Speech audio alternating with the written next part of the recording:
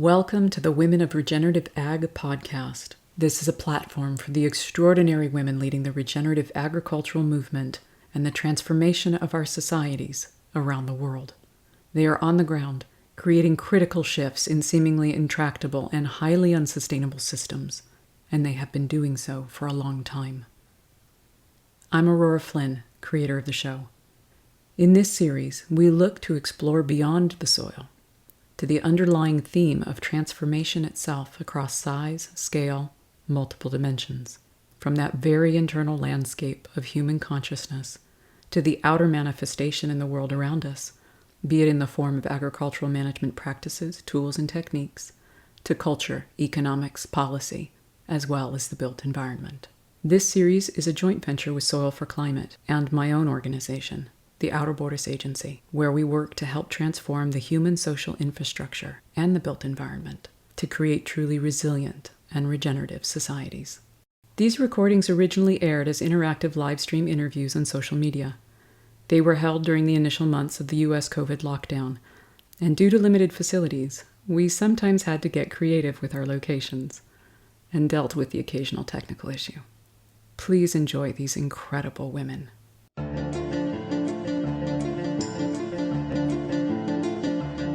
You're listening to the Women of Regenerative Ag podcast. My guest today is Winona LaDuke, Executive Director of Honor the Earth. She is a rural development economist working in issues of economics, food, and energy sovereignty. She lives and works on the White Earth Reservation in northern Minnesota and leads several organizations including Honor the Earth, Anishinaabe Agriculture Institute, Aking, and Winona's Hemp. These organizations develop and model culturally based sustainable development strategies utilizing renewable energy and sustainable food systems. She is an international thought leader in areas of climate justice, renewable energy, and environmental justice. She is also a leader in the work of protecting indigenous plants and heritage foods from patenting and genetic engineering. She has authored 6 books, including Recovering the Sacred, All Our Relations, Last Standing Woman, and her newest work, the Winona LaDuke Chronicles. Winona, thank you so much for being here. We know your time is precious, and we're so grateful you're sharing some of it with us today. Yeah, thanks for asking me. You sounded like a group of women I wanted to hang out with, so yes. I came on your show. I came in from the field. I picked corn and tomatoes and cucumbers this morning and roasted a bunch of chilies. See, I'm still kind of chilly-like. We love it. We've got Precious in Zimbabwe, who's on the show before you with us now. She just had a beautiful baby. This is the feeling of remarkable women around the world on the ground doing the work and then showing up to have a good conversation and share some of this magic with everybody else who's on the ground doing the work. So thank you. The first thing I wanted to get into was resilience on the reservation there and talk about the productions you've got going on and the greater vision for White Earth. If you'd share that with us. Sure. I mean, obviously our people fed ourselves for tens of thousands of years. So, we still have a pretty strong subsistence economy here where our wild rice, we're just going into that harvest. We got 47 lakes and 500 bodies of water.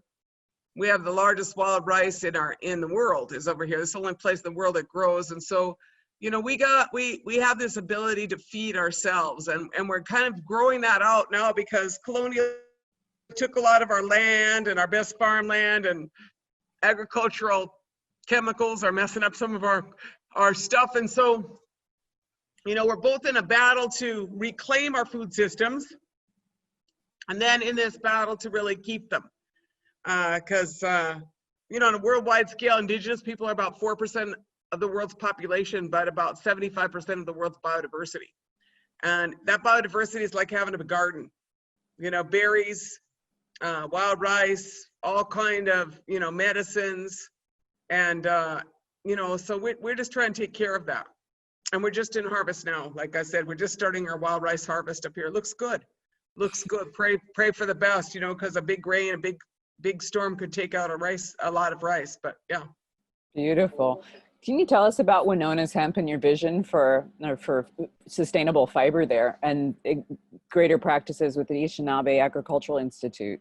what that partnership is. Okay, so just to back up, I've been farming for like 30 years, and I'm not like, probably like a lot of cool people farmer. Like I farm mostly subsistence, and then I farm for my community. And today I picked a lot of corn for my grandchildren's school, Pine Point Elementary School. They have a federal school lunch program. And so we're bringing them tomatoes and corn. And then next we bring them rice and food, cherry tomatoes, they like that.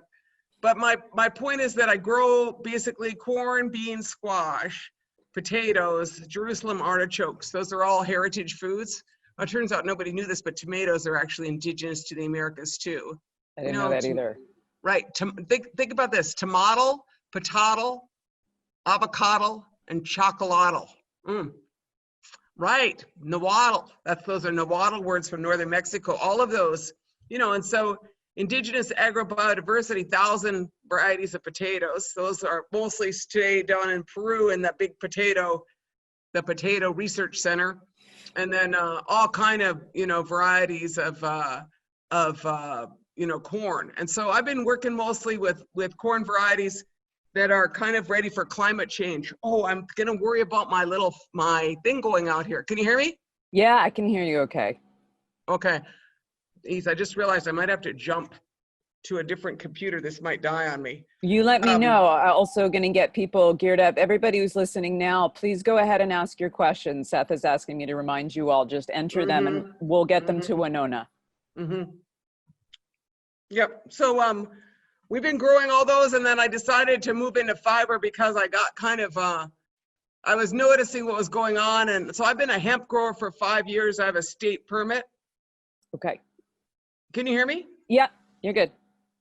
I have a state permit to grow hemp, state of Minnesota permit. I've been growing for 5 years. I grow fiber varieties because I'm interested in getting petroleum out of our fossil fuels, out of our fabric, out of our world.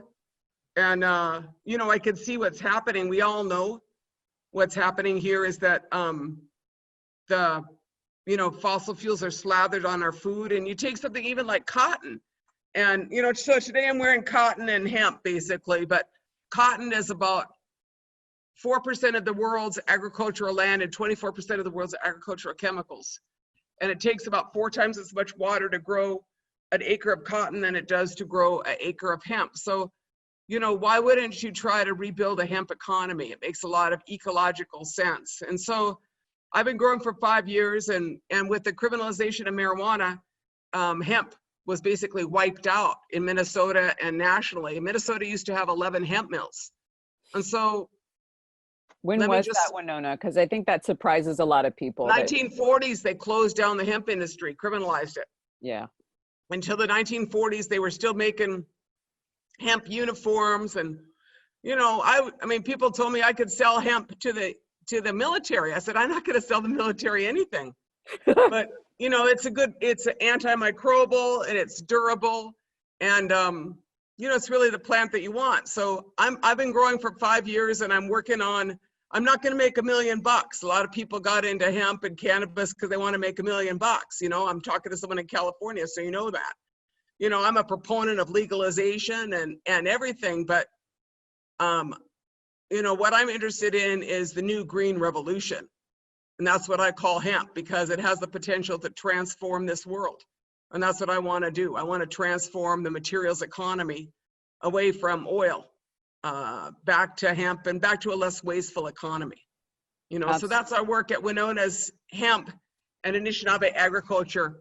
We are in this region, and we're working with like 5 growers from 5 different tribes right now, and trying to grow out our varieties and then match them with feral varieties that still exist in our reservations, because it was criminalized everywhere, but we still got feral varieties. And if they hung out for 70 years just on their own, they're going to be good for growing up here. And we have a lot of land, not my tribe, but tribes to the west have a lot of land. And a lot of that is, if you want to talk about land justice, a lot of our land was stolen. And, it'd be good to get some, be able to derive some income from it. So is that a little bit about our hemp? Yeah. No, it's fantastic. So the idea is sort of the business model is to propagate this on multiple reservations and to Yeah, all I'm sort of trying to build an indigenous hemp cooperative. that's what I thought. You Okay. know, I mean, I'm gonna grow. I'm a good farmer, pretty good grower, but I'm not trying to grow that acreage. What I want to build is the value added chain. Yeah. So we aren't just growing. So we're processing and milling, and that we're taking our seeds and making more hemp out of it, and making maybe hemp milk. And I'm working on, you know, we worked with some people to get a pasta variety. I'm looking for a pasta partner. If anybody wants to be my pasta partner, I need a pasta miller. You know, I'm interested in making high quality food and other products for my hemp. Yeah. And yeah, that's it. That's enough. It's beautiful. I'm going to double check with Seth if there's any questions about textiles. It's going into what people are asking. You are getting a mill up and running, right? We're working on it. We looked around the world.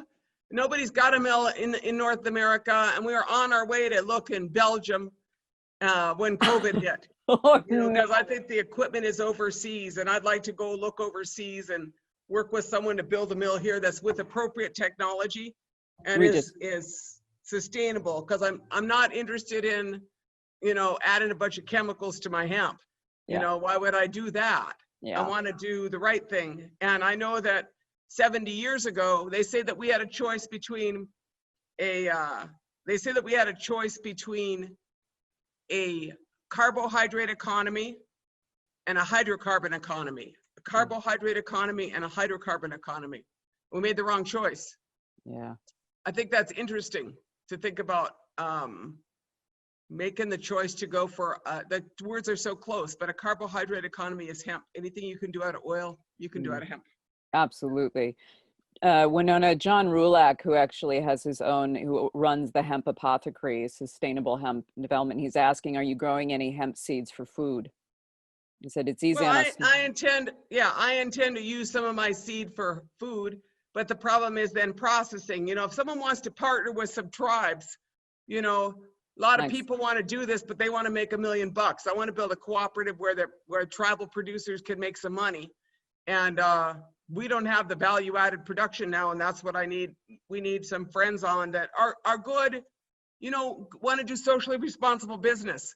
Because I think we're done. You know, I call this the new green revolution. I didn't like the last green revolution.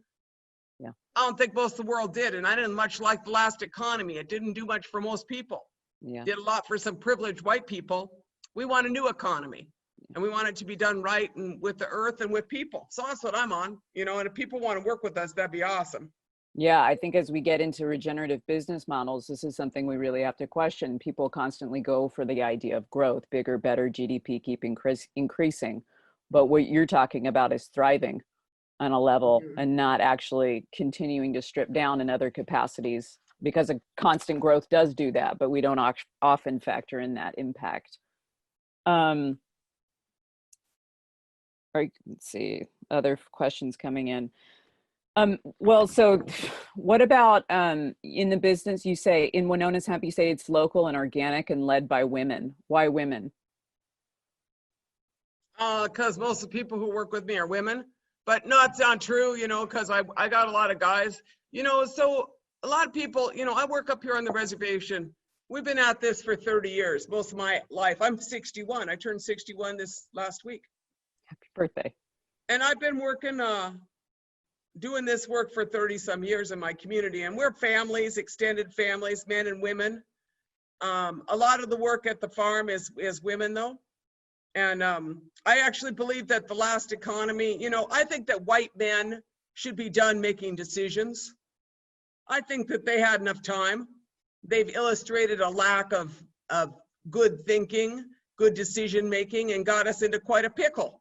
So I just want to send them to the bench. And I think that there's a lot of other people that could do a better job, and we should step up. So can I ask you about Indigenous feminism then? Because in your book, Winona LaDuke Chronicles, you talk about Indigenous feminism, the idea being we don't want another piece of the pie, we want an entirely different pie. What's that different pie? I think it's regenerative agriculture.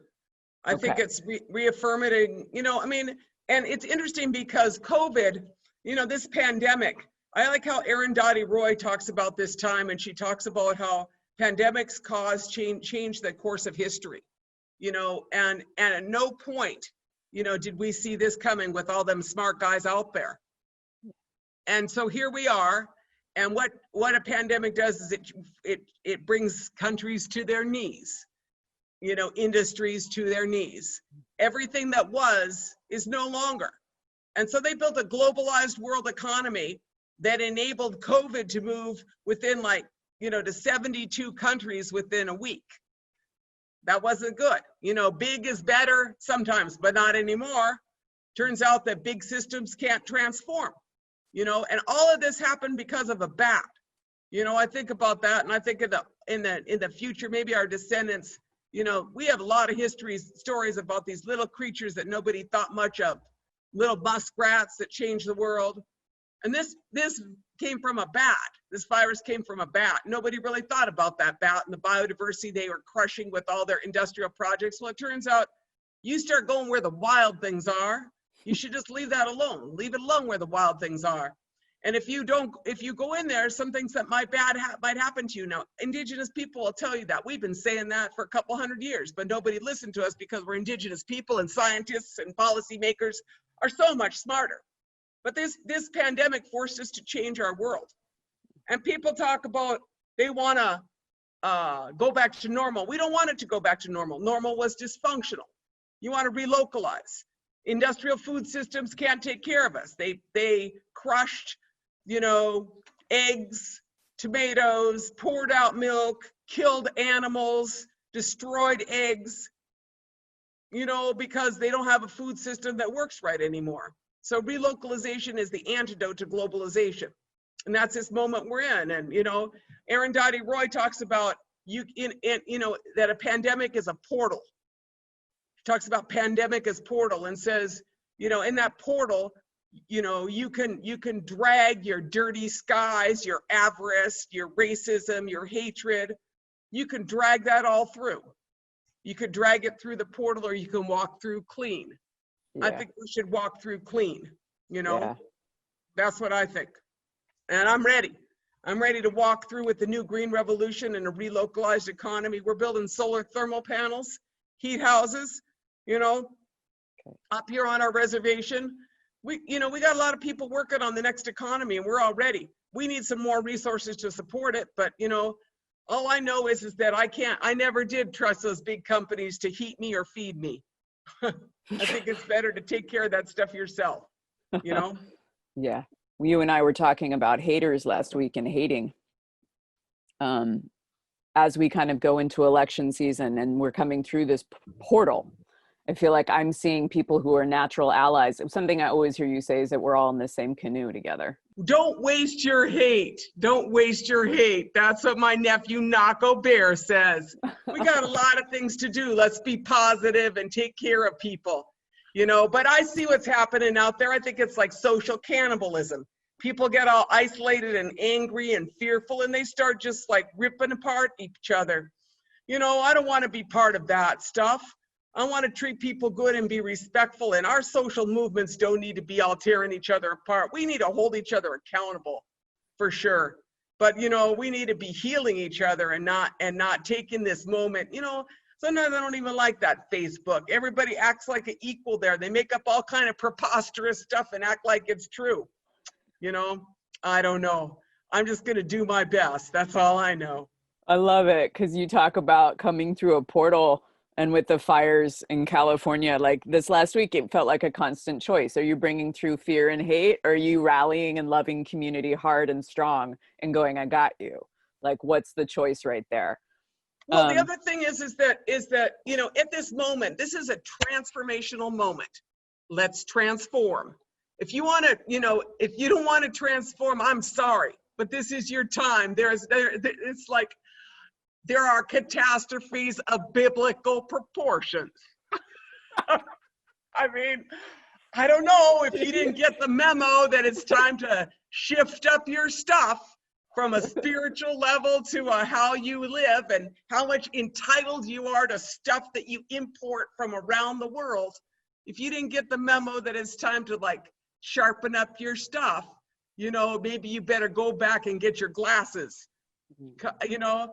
And I'm looking out there, and then I'm thinking about these fires, and I feel bad about that, man. I cry. We all cried, you know, on all these fires. We cry, and we see you. The sun is red at night. The sun is red from the fires of the West. I've never seen a time like that, but I saw Alberta burning. I saw the Northwest burning. Here in Minnesota, we see your fires, you know. And so we feel it. But what I want to say is that, you know, half of this stuff, if they listened to Indigenous people, we wouldn't have it, you know, because there's this mythology that we was just hanging around waiting for white people to come and civilize us. Well, we was taking care of business, like taking care of our Mother Earth by carefully and selectively burning. Our people have a whole history of burning, you know. Even our word, mushkade, Meshkade is our word for prairie, which refers to where the burned medicines are, because our people exercised, you know, controlled burns. Well, the wisdom of white men was don't burn, because Smokey the Bear's here. And so you got these multi-storied canopies and a whole bunch of tinder, you know, burns up Australia last year. And I was looking at, you know, this story of the Aboriginal burning practices. You know, cultural burns are cooler and slower moving, usually no higher than knee high, leaving tree canopies untouched. Oh yeah. In Northern Australia, during those burns, they burned 57 fewer acres than in previous years. And that's where the Indigenous people, the Aboriginal people, had managed the land for fire. You know, Aboriginal rangers saved portions of Australia, but, you know, being treated like third-class citizens in your own country, rest of Australia just burned. But any place that Aboriginal people had protected, you know, and you figure this, Aboriginal people in Australia, elsewhere, you know, this is a quote from Alexis Wright from the Waini Nation. He wrote in New York Times op-ed, Aboriginal people in this country firmly believe that we are the longest surviving culture in the world. We're raised with the knowledge that our ancestors have adapted to climatic traditions here for millennia. Yet our knowledge of caring for land is questioned and largely ignored. In the face of catastrophic fires, Australia's leaders need to recognize the depth and value of Aboriginal knowledge and incorporate that into hazard management. You know, they have some baffling logic. And then there was this article in Smithsonian about this same thing. On one hand, these types of knowledge, Indigenous knowledge, are valued when they support or supplement archaeological or other scientific knowledge. But when the situation is reversed, when traditional knowledge is seen to challenge scientific truths, when its utility is questioned or dismissed as myth. Science is promoted as objective, quantifiable, and the foundation. Traditional knowledge is not seen as such. So what I'm saying is like, maybe y'all should listen, because, you know, I don't want to say I told you so or we told you so, but we want things to be better. You know, we don't want to see the world burn. You know, those are our relatives, those animals and trees too, you know? Yeah, absolutely. There's a question coming in from here in Michigan, Chippewa country. Hold on a second. Let me get it loaded on my phone. This one actually is going to go into hemp as well. I want to, before I go back to that, we've got some amazing conservancies the last couple of years that actually have tribal councils, is what they call them, but it's really spiritual traditionalists of the local Wapo, Miwok, and Wintu people that come together with scientists to co-manage and tend landscapes that were their ancestral homes, that are their ancestral homes. And we're starting to see burns come back because of that. We're starting to see that tending of the wild in that way that grew the grandmother oaks around here and these ancient redwood trees in that capacity. But you don't have state parks picking up. You don't have federal on that level. And then you have people without the resources or the knowledge to actually do that. But there is a resurgence in California of sort of honoring the tribal wisdoms around how to tend the landscape that they cultivated and created. It wasn't just discovered in this form. Yeah. We are all in one canoe. Yeah. You know, we need to all work together, you know, when we want to do the right thing. And I'm saying, like, some of these Native people really know their stuff, you know. I was out looking at wild rice beds, and I go around, you know, I know a lot, But I always go ask those old timers, you know, and they know all kinds of stuff, you know, like when the rice is how, and it's kind of warm now, climate change is changing our rice. But what we got is agrobiodiversity and biodiversity, which is what natural systems have, not industrial forest systems, not industrial ag, you know. And so our work is largely like, we know we could protect some rice because a storm won't hit there.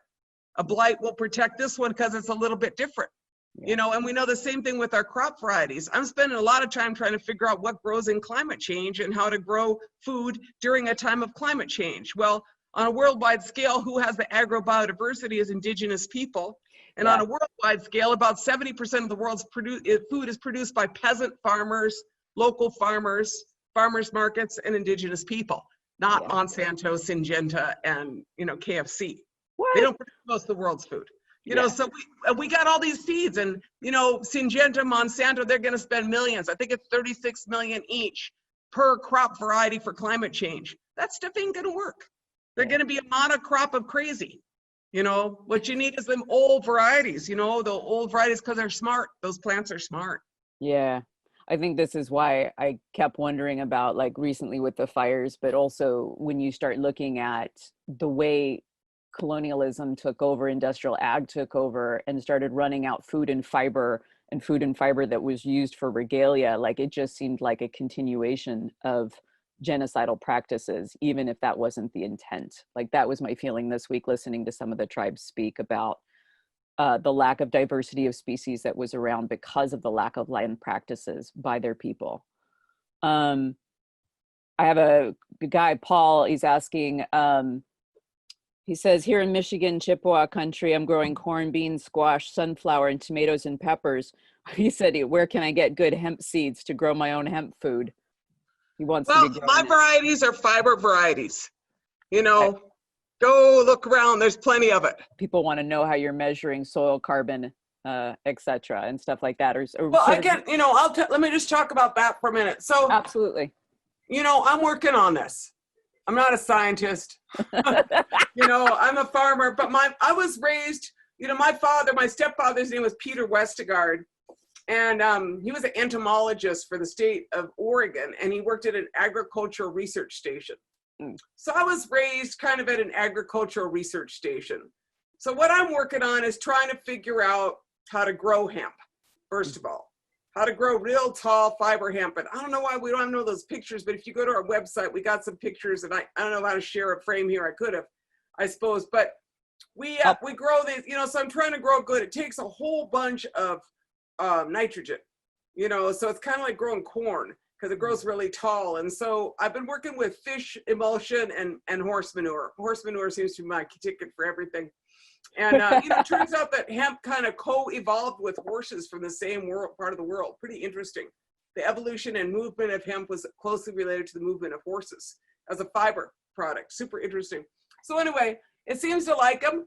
And then, so I keep trying to grow it, and then I didn't have no pests or anything like that. And I do grow some CBD varieties for, you know, mostly for medicinal versions for our community. And my tribe did just pass and legalize medical. You know, and so I'm hoping that one day I could be a grower for my community, because I like growing. You know, I'm a pretty good grower, I guess, but, you know, I'll grow outside.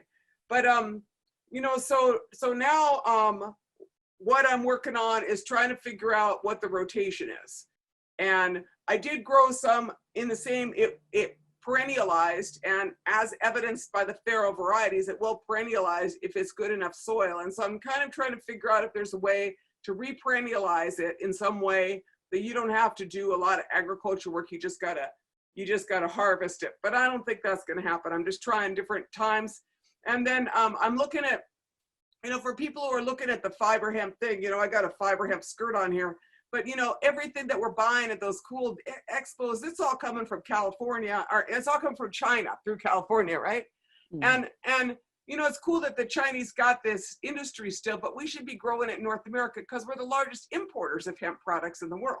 And so, you know, what kind of backwards country is the United States? Oh, super backwards, because everything we make, we import from China. And I love, you know, everybody, but that's a dumb economy, you know, to be that. And we saw that during COVID because of the big, you know, the shutdowns, that globalization isn't great. But more than that, you know, hemp is really something that has such a versatile ability. And so, I'm looking at how to grow it in a way, all chemical free, and work, and then it does sequester carbon. That's what people are talking about. It grows really quickly, and it also is something that they've been using for bioremediation. And so I sent, this year, I sent hemp varieties off to Cheyenne River Reservation and to Rosebud Reservation and Navajo Reservation and Oneida Reservation and Red Lake Reservation, maybe a couple more. I sent them out there to see how they would grow and if they were mixing them with their local varieties, and everybody's just learning together, and the next economy is about cooperation. It's not about competition. You had enough competition, you guys should be done. Nobody won. From what I can see, nobody won that one. Yeah. So I like to just figure out how to eat and think together and be, we talk about it as a new green revolution because hemp has that ability to just transform so much.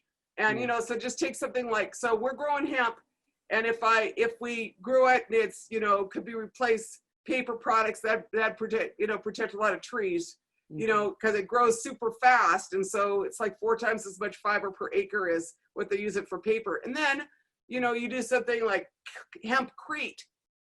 Now, I'm trying to do a cob. I'm trying to do hemp cob and hempcrete.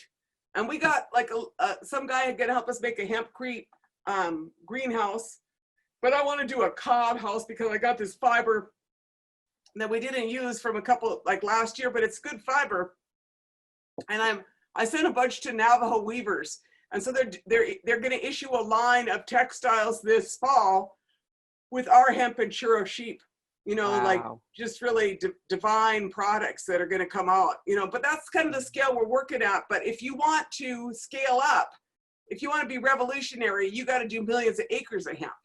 You're not doing a little boutique, I'm making some cute stuff to sell. You got to be revolutionary. And I don't think California is the place to do that. I think the Northern Plains is the place to do that. Because they're, we're already wasting all this linen, all this flax, we're burning it because we don't process it. We just live in a bunch of polyesters, which is the dumbest thing ever when you got hemp and linen or flax, and you could make a local fiber economy, a North American fiber economy. So that takes a lot of people, a lot of working together. And, everything from the fiber itself to, like I said, concrete's, I think, the 4th or 5th largest CO2 producing industry. It's the equivalent of countries. Concrete is one of the single largest industrial uses of carbon. And if you could replace concrete with hempcrete, you could carbon sequester. So that's why I'm all about hemp. And I want to work with everybody, but, don't waste my time with a lot of promotional stuff because I'm interested in the revolution. I'm not interested in, how much money I can make off of some little pill of CBD, Yeah, I think I think it blows people's minds how versatile hemp is, how many solutions it really offers. That it really is a panacea that is really viable. Seth says, what somebody wants to know what hempcrete is. How do you make a hempcrete from hemp? What does that look like? Well, ask me in about a month. But what I know is that it's with lime. So it's stabilized with lime. And look it up online. I want to say can talk to Google. But my point is that hempcrete is it's used for but you need the herd. And so for people who don't really get it, this is the story is that most people just smoke the bud. Yeah. And that's a certain variety. These are all cannabis sativa. Right. Every one of them. But one of those varieties is this one that I got, which, I'm growing 6 or 7 varieties from Romania and the Czech Republic and France and Italy, and I'm mixing it in with some of our indigenous varieties because my tribe grew for a few years. So I'm just trying to see what grows here and what could turn into a good fiber. And I just sent off some fiber to a group here, hoping that they might be able to process it. We sent some to Europe and, we was all ready to go. We got our seeds in from Europe and I was all happy and then bam, COVID. So, our plans too, because we might have had a solution right now, but we don't, I'm working on it. But, what I know is that the herd is the inside, the pithy inside, which is kind of like wood chips, think of wood chips. And the fiber is the outside cover of the long, tall, looks like bamboo plant. And most of us have been into the bud, but what we're after, and then there's the seed. The seed is what you get hemp milk out of, you get oil out of, you get hemp hearts, all kind of amino acids. So I'm interested, of course, in growing something that I could eat and make fabric out of. But we'll see how that goes. Like my main interest is really in the fabric or in the textiles. I've been working really fortunately with these people at the Lift Economy. I can't thank them enough. They're over there in California, probably just right down the road from you. But man, our Erin Axelrod, she just works so hard trying to work. She's you a girlfriend. Know her, huh? She's my friend. So oh my gosh, what a great woman! You're so grateful to her. She's always finding this and that, and because I'm you all know me. I mean, I don't know if y'all know me, but basically I'm a good community organizer. I'm a pretty good farmer, but I started looking up these numbers and trying to figure out like the tinsel, and I don't know. Some of that stuff is just, I'm just like, is it strong or not? Does it break or not? You got to know all kind of stuff. So thanks to the Lift Economy for a lot of work on this, and then it's really an incredible moment because we're working, like I said, with Navajo rug weavers, and then these tribes that really want to transform their economy. And like, so one thing that interests me is like, what if you could make like fuel pellets for stoves? Out of a hemp herd, because you got these Northern Plains tribes, cold as heck. The white man took their buffalo that used to heat their lodges, and they don't have no trees, and they're sitting there in a cold as heck. Could use solar, but they, I think that maybe you could make hemp fuel pellets. I don't know. But, someone should make those, but really who should make those is Rosebud Reservation, Pine Ridge. There's a lot of really cool non-Indian entrepreneurs in California. Maybe this economy, you just support us and you sit out a little bit and don't take all the profit this time. Figure out how a tribe could benefit from it instead of be exploited. That'd be awesome. The next economy should be about justice, And this is our opportunity to like all be good with each other, Yeah, I'd really like to see that world. I think a lot of us would, particularly people listening today. I think you're tapping on something we hit a lot on this show, Winona, is sort of the different incredible folks in different parts of organizations required to actually create a regenerative agricultural system, right? Like these incredible folks, Erin, at Lift Economy, and then there's got to be different sections that need to move, and we all have our area of expertise, and we all got to work together on it to do a 1, 2, 3 heave ho and create a new system. And then there's policy, the policy wonks. We had Renata Brillinger from CalCan, like that's her area. And I also want to see questions like, the thing really bothers me. I've been on these, I've been on a lot of things talking about hemp because I'm really interested in it, but like people are talking about the 0.3%, and it's really punishing to a plant, that your plant goes hot, 0.3%, you got to burn your crop. Now, so far I didn't have that problem. I've grown for 5 years, but these varieties aren't stable, and so we're trying our best. But if something looks like bamboo and it comes in at 1%, don't burn it. Gotcha. Don't burn it.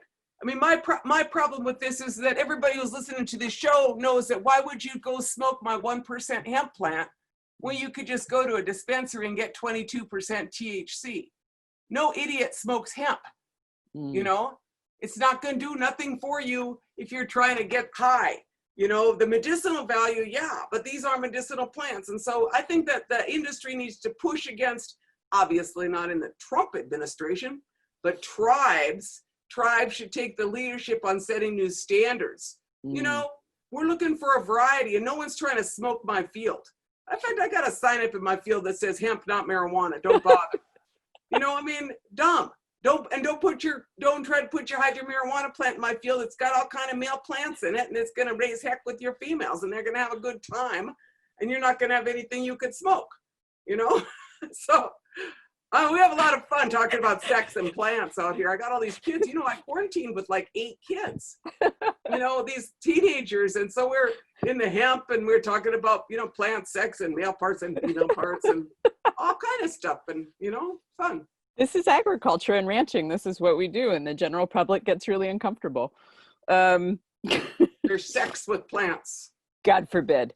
All kind of sex. Yeah, I think people really mistake. I think there was a video out Patagonia did that you were a part of that talks about sort of the species of hemp and marijuana being akin to like a Chihuahua and a Great Dane. Like we're Yeah, totally different animals here. exactly, Yeah. exactly. S- there's any e-bike use that you know of yet on regenerative farms? I actually don't know what e-bike is. Do you? Mm-mm. Yeah, no idea. Seth, if you could clarify that, that would be great. Um, Seth also posted a visual on the hemp creek as a result of the Yeah, interview. and if you go to Winona's hemp, there's a bunch of photos of our farm. Mm, But the other thing is, if you look at our photos, yeah, it is mostly women. Women and kids. I mean, everybody works in there, but geez, my horse team. I mean, we put in our crops with horses. do And the you? other thing that is super interesting is that we live right. My reservation is right by the Amish moved into our reservation community, or right south of us. So like I quarantined right next to the Amish. And those guys are super local. And I got one Amish farmer growing some of my hemp and my corn, and he put it in with my horses. Is that cool or what? That's very cool. Mm-hmm. I love Yeah, hearing that. I don't have no pictures of that. You don't take pictures of the Amish, but I'm interested in building like a multiracial economy.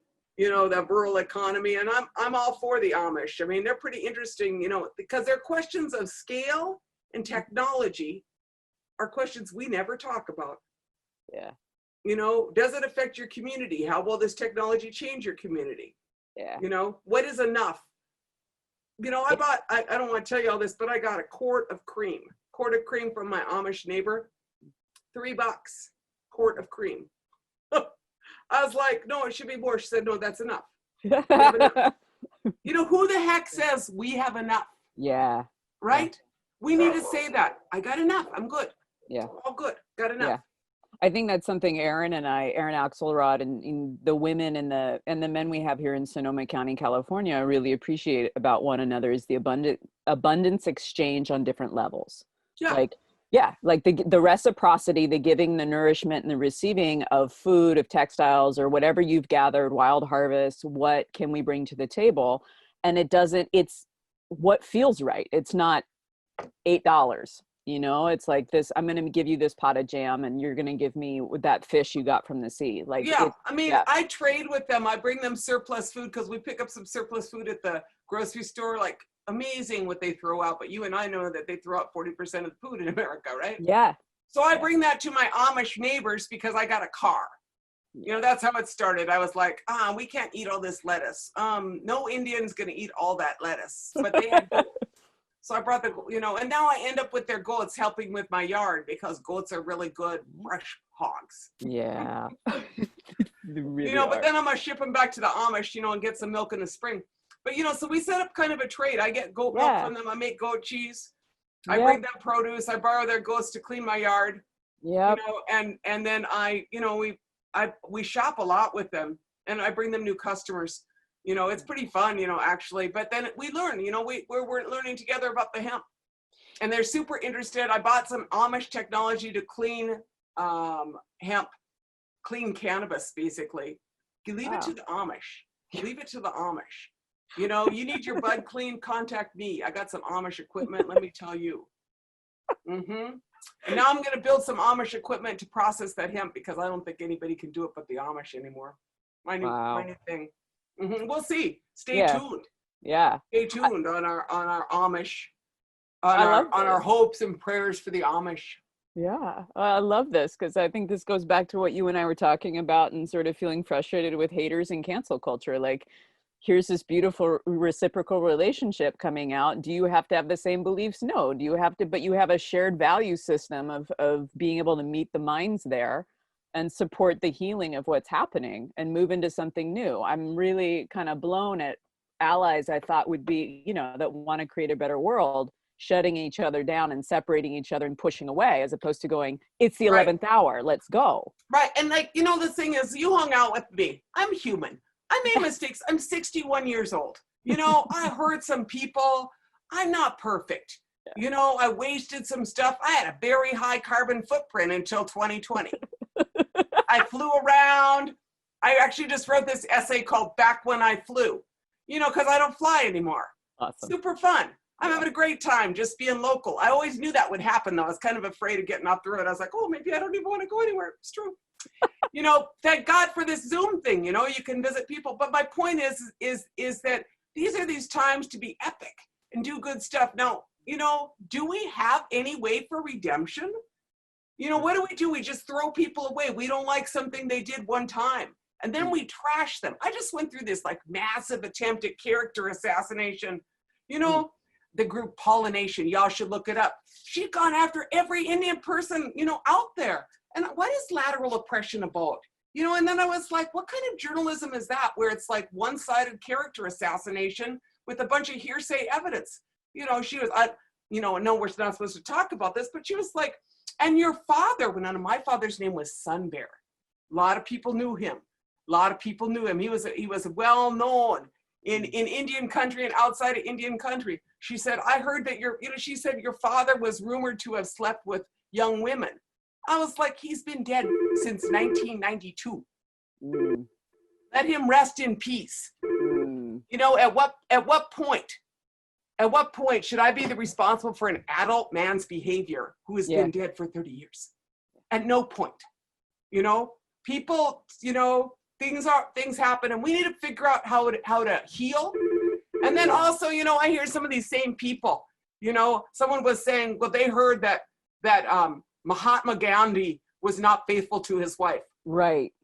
Did you hear that rumor too? I was like, I don't really care. I don't really know nothing about Mahatma Gandhi and if he was faithful to his wife. Yeah. We're human. We don't always do things right. Yeah. And so I want to try to be the best person, and in my case, I've been executive director of Native organizations for 30 years. And in that 30 years that I've been executive director, I do my best, but hold on one second here. Hold on one second. Hello. I'm on a live interview. You're on it too. How are you?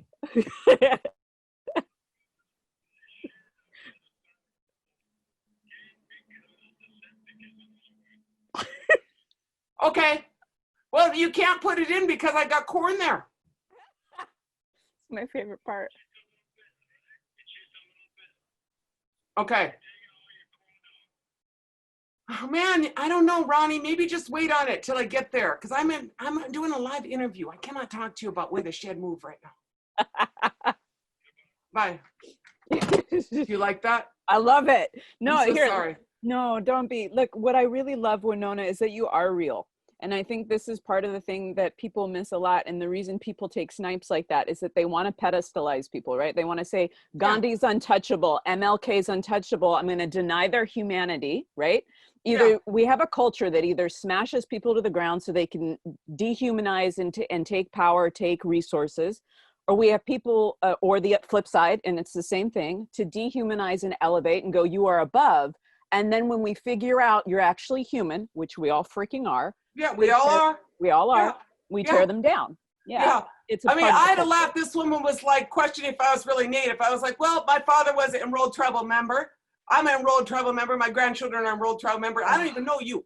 It's kind of like the birther movement. You know what I mean? Yeah. It's like that birther movement. And I was like, which is kind of like what some of this stuff is like in Indian country. There's no need for that.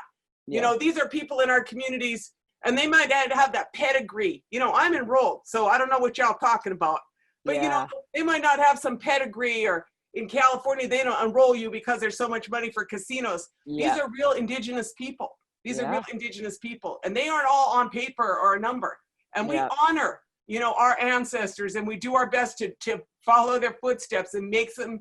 I hate to have my grandmas look down on me and wince because I treated someone badly like that. I wouldn't do that. Let's be better people. Yeah. Because we see what those guys that we don't like do. We don't want to do that. So I'm just saying, all those wonderful women out there, I love you. Let us be better together. And the other thing is let's be honest. I raise a lot of men, and I want to raise good men.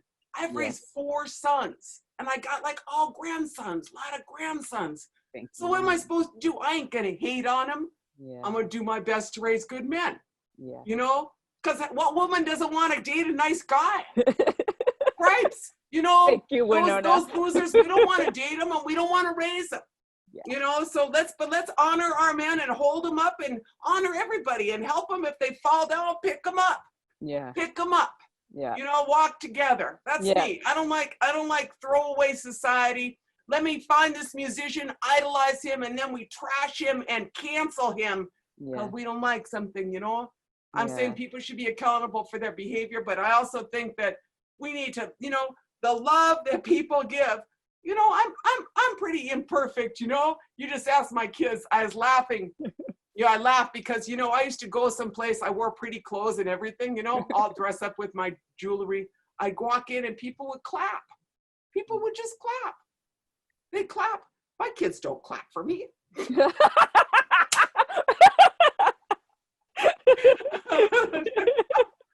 just have to laugh because, you know, we're human.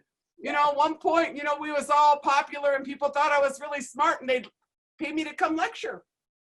But you know what? I'm farming now. Nobody claps, but I'm still me. You know?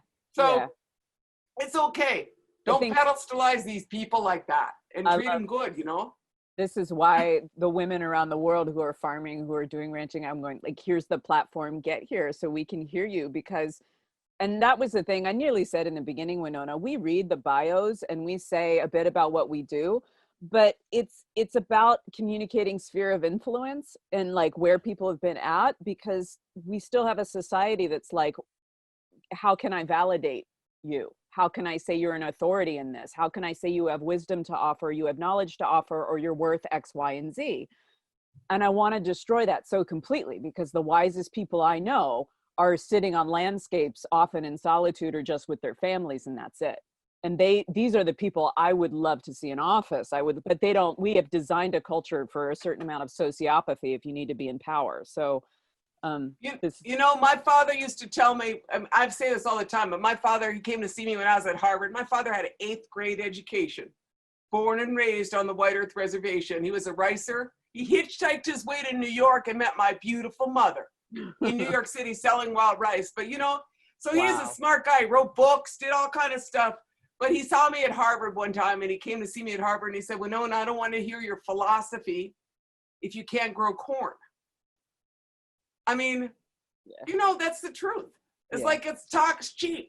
People want to say all kinds of pontification. I call it, actually, it's kind of first world privilege or fossil fuel privilege. Yes. You know, that you get to be like all about saying all your opinion about everything, but you don't actually got to grow your food, figure out where your clothes come from.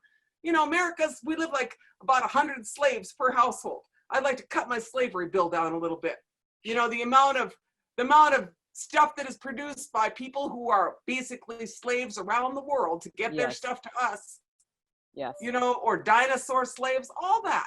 You know, be done, move on, have a little more integrity, you know. And part of that problem of that fossil fuel privileging, where you got all this time to sit around and think about all kind of important things or what you think is important, is that, you know, that's privileging.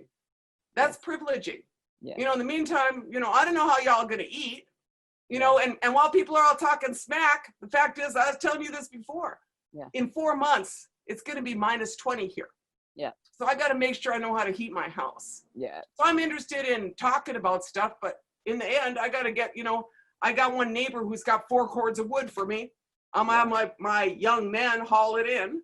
You know, I could do that, but I don't want to put him to shame. You know, so I just let a bunch of 13-year-olds haul in that wood. You know, tell them you don't have your granny show you up, huh? But we know, Winona. I think right? No, I have no freaking doubt. I have no doubt. Damn, I'm totally lost. Where was I going with this? My pup, my 4-legged furry child, is making noise now. Una, settle out. Yeah, I think you given the term when we talked previously about affluenza, and it just makes me laugh because we got people across the board advocating for these different regenerative systems. Right. But what I'm witnessing right now, like even with the fires, it's the land stewards, it's the people living on the land, the ranchers, the indigenous communities, it's everybody who knows how to tend the earth like you don't get to call them civilian because they were all in action mode, in reciprocity, in supporting, in having each other's backs, on the front line of the fire, trying to make sure that we were responsible and taken care of. And they're incredibly pragmatic. So some voted for Trump, some voted for Bernie, whatever. Like but you remove the politics, you remove all of that. Who's the vegan? Who eats meat? We don't care. Like, it's not my business. We're going to work together. And I think this is the part of living on the landscape that I'm hearing. It's kind of like, I'm going to be practical and I'm going to work and I'm going to take care of you and I'm going to love you. And I'm going to allow you to be human. And I'm going to be generous and kind in that.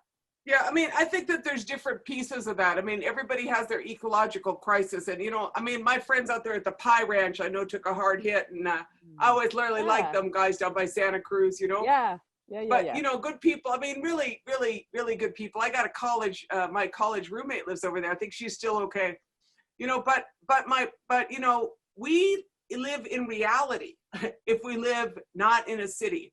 Like, I don't live in a place where I can just go in and it's all good. I look at the horizon to see what storm is coming, because where I live, it matters. Yeah. It matters if it's a blizzard. It matters if it's a sheer wind. It matters if it's a tornado. Yeah. It matters, And so climate matters to me because I live in it. I don't live like in an air-conditioned place. And I think that a lot of the challenge we face now, it is affluenza. It's late stage affluenza, and it's an illness. And in late stage affluenza from fossil fuels, we just keep consuming. We just keep buying, we keep shopping, we sedate, we watch TV, internet, we make up stuff, we fantasize, we're all kind of stuff. When in the end, we all got to drink the water. Yeah. So I just want to be real. Yeah. So I'm a little bit more pragmatic maybe than some, because I don't have time. I mean, I told you I was laughing. I was like, I don't even know why I'm doing this interview. So I don't even know what to do this interview. But you sounded cool. So I was like, that sounds cool. And she seemed like cool idea, but I mean, people got way more time on their hands than they would if they weren't acting like slave owners and acting like people that everything's going to come to them when they go down to their Whole Foods or, Trader Joe's. Yeah. The world is more than that. And so support your local farmers and roll up your sleeves. And at the same time, you and I mean, California is probably not the same as northern Minnesota. This is the deep north. Make no mistake. I'm fighting a pipeline. We're fighting a pipeline for 7 years. And the Trump line 3 signs are all across the north. And those guys are longtime Indian haters. Yeah. Longtime Indian haters up here. This is the deep north. I mean, there's a lot of people that, have based their lives on stealing from Indians and treating us like second-class citizens. Our arrest rates 7 times that of non-Indians, and punitive across the board. And so when you start saying we're done, they push back. They're like, oh, how could that be? This is the way it is. I was like, that's the way it was. Yeah. Not anymore. We're done. Yeah. We're all done together, as a matter of fact. But those guys, I will give them credit, man. I've been pulled out of the ditch by Trump supporters too. Because in the end, like you said, it's a blizzard and you're going to die if someone don't pull you out of the ditch. So I just try to avoid getting thrown into the ditch where there's haters, because that might not work so well. But yeah, please don't do that, man. That was my experience at 8,000 feet in the Rocky Mountains too, with some really conservative ranchers. Was you ask for help, like it's -20 out, we got they'll you help back. You. We're all in the same canoe, and most of these guys know exactly who I am up here, but I mean, they also know that I'm a decent person. I mean, I consider myself pretty decent. I don't hate anybody. That'd be too much weight to carry around, all that hate. Yeah.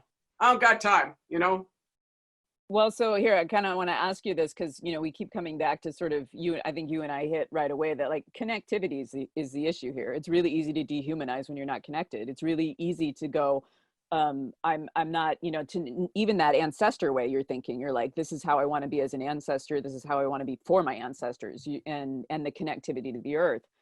I think there's that fundamental problem is connection itself. And what I would always hear from every tribe I've worked with, whether it's the Koji in Colombia or the Saja in the Republic of Yakutia, the Maasai, or the Kashayapomo people here are my dear friends, is that they want people to remember they are indigenous to planet Earth as quickly as humanly possible. And then there's the white identified community that kind of goes, oh my God, I don't want to culturally appropriate. And they're going, we're not saying take our culture and traditions. We're saying, remember that you have biophysiological, spiritual, connective pathways to Earth Mother. Yeah. She is speaking to you. What can you say or speak to here, Winona, that gives, that helps community that, I mean, really has lost what is their birthright in their cells to connect that way, and they're trying to remember it, and they don't want to, and they're also, then they deal with the white guilt and white shame, and they go, and they disconnect further. Like, I think, that's not too helpful. No. I mean, kind of my feeling on this, to be honest with you, is like, the frontier mentality of America, like keep moving, greener pastures, find someplace better, pretty self-absorbed. You need to get someplace and stick there and protect it, fight for it, and fight for it with us. Don't pretend like we ain't there. I mean, I thought it was pretty monumental when those idols started falling this year. Columbus tipped over, man. I thought that was great. It's about time. It's about time. They should put those in a garden of shame. That's where they should put them guys. Take that Sarah with you. Take them and put them in a garden of shame so we can look at them and understand who they were in history, and then know who we are. Because people know this, but they don't know the people upon whose land they live. And they don't know how to relate to them or support them. Up here, we got all kind of allies, on this pipeline battle. I met people that are just impeccable, courageous people. Stood there and pointed their finger at Enbridge in the state and said, no, you're not doing this to me. And you're not doing it to my neighbors who are Ojibwe. In the course of fighting 7 years, the largest pipeline company in the world, Enbridge, we made a lot of friends, and we all understood we drink the same water. And we learned that. And they may be Christians, they may be Lutherans, more likely, Lutherans up here. I got a couple Unitarians, and, but it don't matter. I don't tell people how to pray. I just say praying is probably a really good idea. Yeah. I mean, because it puts you in this place of understanding you're just part of this whole world. But, then the other side is like everybody always says, when the Creator throws you a lifeboat, you better jump in. Don't wait till he tells you to jump in. And I have to say that this pandemic is a portal. Take this moment and figure out what the next economy looks like. Quit despairing and trying to figure out how many Zoom meetings you're going to make today and make the next world. Now's your time. There's a pause in the Windico economy. There's a pause in the cannibal because they don't have the systems and it's collapsing. So make the next world. Be good. I love it. That's what I really think. Use this time. You take this moment, seize the time. I think somebody said a long time ago. Yeah, and I love what you're saying about local acting partners and doing it locally, and know that you're over there doing it in your local bioregion, and we're over here supporting you by doing it in ours. And if we need to exchange advice, information, we're all in it, Yep, that's what I'm seeing in every single woman around the world that's showing up. Winona, thank you so freaking much. I want to double check as we head into the last couple minutes here. Somebody's asking, and you brought it up earlier, are you get horse agriculture? Somebody's asking about grazing as a form of fire control, which certainly we were doing here in California. Go for the goats. That was one of my first jobs was contract grazing goats and sheep with Aaron. I want to be that.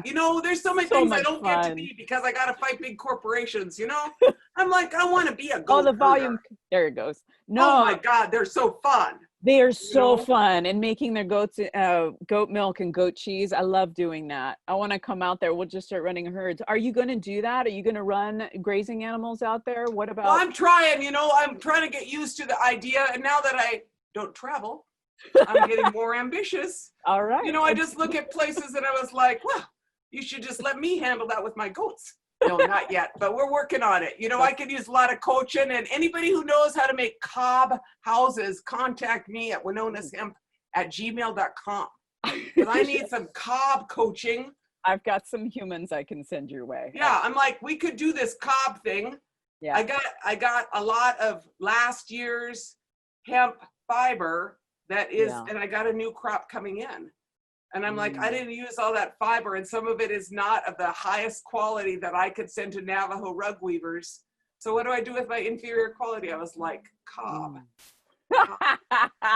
Gotta try, right? Yeah, absolutely. I think we talked about back at Geography of Hope when we first met. We talked about buffalo. Is that something that's viable out there that you Oh guys yeah, can do?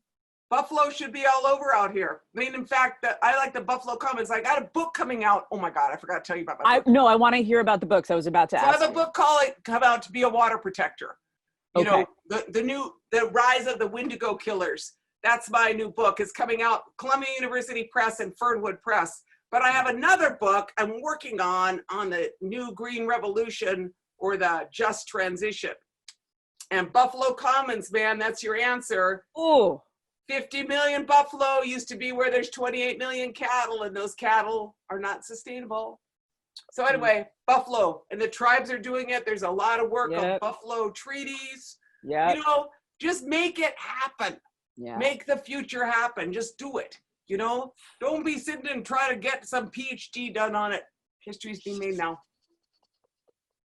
I couldn't thank you enough for that last comment. It's time to come out of the hills of academia where not much moves at all, and get on down. There's some amazing movement with buffalo I'm seeing, and conservation work.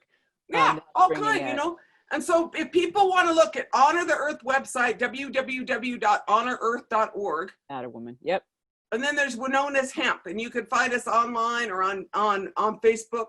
You know, but look, you know, we're doing our best, and everybody just got to do their best and pray hard. That's like my advice, you know, and look out there and see who your allies are, because there's a lot of allies. Yeah. You ain't alone. We ain't alone. And don't hate those allies. Like, I think that's the other thing I really love about you is that, like, do not hate the allies who are really in the boat with you trying to make a better world. Take a second, forgive each other, have a meeting of the minds. Let's do some healing and get moving. Let's do cool stuff. Cripes, let's just do cool stuff. Why, like, you know, be all nasty to each other? Absolutely. I raised too many kids, you know, you don't want to hear that stuff. That's done. I'm going to double check questions. I think we were basically out of time. Winona, thank you so much for the inspiration and the juice and just feeding and helping our community just kind of come together today, this morning around the world and feel that heart, because I think we all so need it from each other right now. So much is happening. Oh yeah. So, thank you for being patient with me and my technology, and you know, best to you out there. Prayers for you and your families. Right? Thank you so much, Winona, and for yours. Thank you for your heart. We so appreciate it. Okay. All right, beautiful time. I think we're going to wrap up. Anybody, if you have questions for Winona or any of information, we'll be posting it in the comments. Next Wednesday, we do have Dr. Cindy Daly, who's the director of the Center for Regenerative Agricultural and Resilient Systems at California State University, Chico. Another incredible woman, an incredible heart, incredible source of inspiration, knowledge, and wisdom. Please join us then at 10 o'clock Pacific. Okay, everyone? Thank you so much for being here. Yeah. Bye, Winona. Thank you so much.